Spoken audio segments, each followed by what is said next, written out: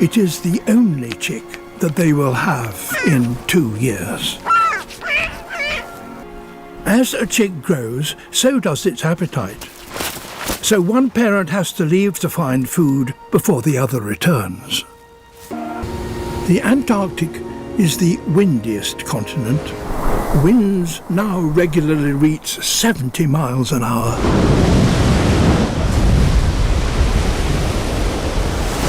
But the albatross chicks must try to stay on their nests.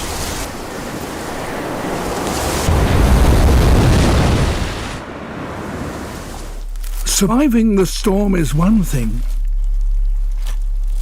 but now, off the nest in these freezing temperatures, this chick has just hours to live.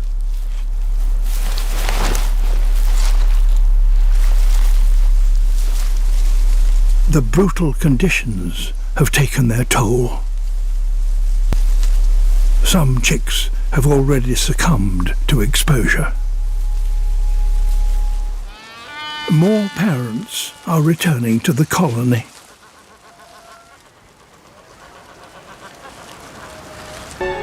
Something is not right. The nest should not be empty. The chick is actually right below its parent, but because it's not on the nest, the parent doesn't recognize it and doesn't help it.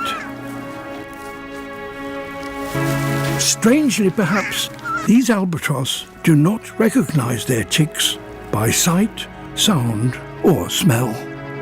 They identify them by finding them on the nest. If it is to survive, the chick will have to get back on the nest by itself.